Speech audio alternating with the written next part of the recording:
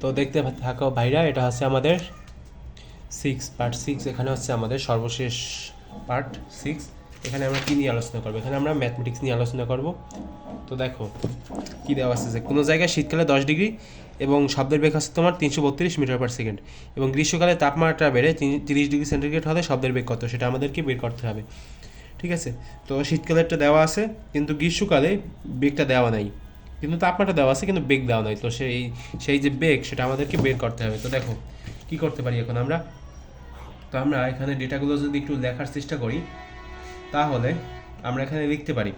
তো মনে করো যে এখানে মূলত আমরা কি বের করবো বলো তো? এখানে আছে আমরা V1-এর মান বের করবো, অর্থাৎ V1-এর মান কি বলো তো? এটা হচ্ছে তোমার ওই যে গ্রীষ্মকালে তাপমাত্রা কত হবে সেটা। তো V1-এর মান সেটা আমাদের বের করা লাগবে। তো তার মানে T1 সমান সমান কী বলো তো? 30 ডিগ্রি সেন্টিগ্রেড। 30 ডিগ্রি সেন্টিগ্রেড আমরা কোন তাপমাত্রাটাকে বলতেছি জানো? এই যে গ্রীষ্মকালে যে তাপমাত্রাটা আছে না 30 ডিগ্রি, এইটাকে আমরা V1 মানে T1 বলতেছি। এবং V2 মানে তোমার শীতকালে যে তাপমাত্রা সেটা হচ্ছে তোমার তোমার শীতকালে যে বেগ সেটা হচ্ছে তোমার 332 মিটার/সেকেন্ড, এবং শীতকালে তোমার যে তাপমাত্রা সেটা হচ্ছে তোমার 10 ডিগ্রি সেন্টিগ্রেড। তো গেল, এখন আমাদের ম্যাথ করতে হবে। তো দেখো এই সূত্রটা আমরা সবাই জানি। কেন জানি? ওই যে তোমার উপরে লেখা আছে, উপরে এই যে আমি একটু বইতে দেখাই। এই যে দেখো এই সূত্রটা তোমরা সবাই জানো নাকি? তো জানো, বেশ ভালো কথা। তো এই সূত্রটার দিকে খেয়াল করো যে এখানে কী লেখা আছে। তো এখন আমরা যদি এটাকে এরকমভাবে এই ফর্মেটে যদি সাজাই, ঠিক আছে, V1 সমানুপাতিক √T1 এরকম যদি দেই, এবং এখন যদি আমরা ভাগ করি, ঠিক আছে, তো মনে করো আমরা যদি এখন ভাগ করি V1-কে V2 দিয়ে সমান দিলাম, সমানুপাতিক উঠে গেল, T1-কে T2 দিয়ে ভাগ করলাম। এখন আমাদের কিসের মান বের করতে হবে বলো তো? এখন হচ্ছে আমাদের V1-এর মান বের করতে হবে, কারণ কি V1-এর মান বের করা নেই সেজন্য। তো V1 সমান আমরা কি লিখতে পারি বলো তো? V1 সমান হচ্ছে তোমার V2, মানে বজ্রগুণন পদ্ধতিতে যদি এই পেশে যায়, মানে মানে বজ্রগুণ বলতে আর কি, এই পেশে যদি এই V2-কে আমি যদি নিয়ে নিই, এগুলো তো তোমরা জানো, এগুলো হচ্ছে তোমার সহজ ক্যালকুলেশন। T1 নিচে হবে তোমার T2। এখন তোমরা কী করবা বলো তো? কিন্তু আরেকটা ঝামেলা আছে। এই ঝামেলাটা হয়তো তোমরা এর আগে কখনো ফেস করো না। এই যে 30 ডিগ্রি সেন্টিগ্রেড না, এটাকে হচ্ছে আমার কেলভিনে নিয়ে যেতে হবে, ঠিক আছে? তো কেলভিনে নিতে হলে আমাদেরকে কী করতে হবে বলো তো? সেন্টিগ্রেড থেকে যদি আমরা কেলভিন স্কেলে যেতে চাই, তাহলে এটার সাথে, অর্থাৎ এই যে 30 ডিগ্রি সেন্টিগ্রেড না, এটার সাথে আমাদের 273 যোগ করতে হবে। 273 যোগ 30 কত আসে বলো তো? আমি একটু ক্যালকুলেশন করি। 273 যোগ 30, সরি, 303 সমান আসবে তোমার 303। আর এখানে যদি হয় তাহলে 70 80, এখানে হবে তোমার 273 যদি যোগ করি এই যে 10 ডিগ্রি সেন্টিগ্রেডের বেলায়, তাহলে এখানে হবে তোমার 283 কেলভিন, ঠিক আছে? তো এটাও কেলভিন, এটাও কেলভিন। তো V2 আছে তোমার এখানে দেওয়া আছে কত? 332 গুণ হবে তোমার T1 দেওয়া আছে তোমার 303, এবং তোমার T2 দেওয়া আছে তোমার 283 কেলভিন।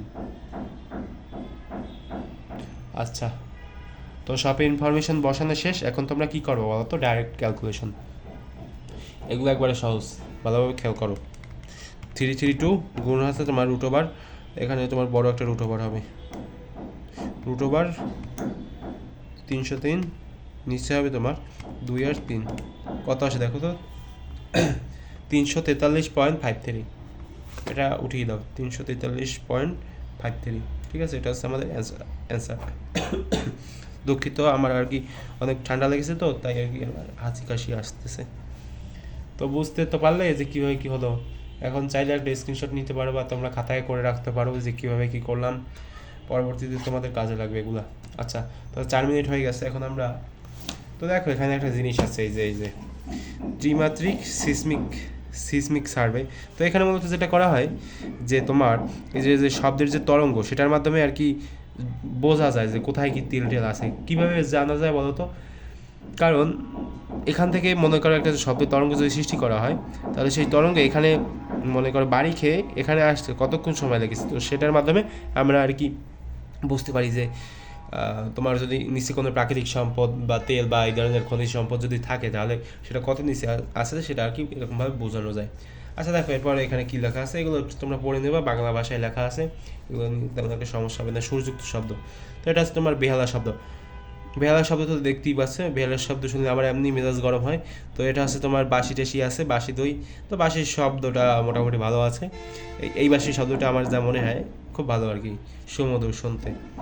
আচ্ছা, তো দেখো এখানে 3টে টার্ম আছে, তীব্রতা, তীক্ষ্ণতা, টিম্বার। তো এগুলো মুখস্থ করবা, ঠিক আছে? তো ছোটোবেলায় আমরা যখন এগুলো মুখস্থ করছিলাম তখন আমাদের টিচার আমাদেরকে অনেক মেরেছিল, সেটা আমার এখনও মনে আছে। তখন 5 বছর আগে, মানে যখন আমি তোমার 9-10-এ পড়তাম তখন আর কি। তো আর এই যে দেখো এগুলো একটু মুখস্থ করবা। আচ্ছা, তোমাদেরকে এত মুখস্থ করতেছি তো, মানে এত মুখস্থ করার কথা বলতেছি, তোমাদের কি বিরক্ত লাগে? আবারও দুঃখিত আমি। তোমরা একটু চেষ্টা করবে এগুলো মুখস্থ করার, কারণ বলা তো যায় না যে এমসিকিউতে কোন সময় কি এসে যায়, তাহলে কিন্তু ধরা খেয়ে যাওয়া। আর এই চিন্তা একটু মুখস্থ করবে, এগুলো কিন্তু তোমার জ্ঞানগুলোকে দিবে, ঠিক আছে?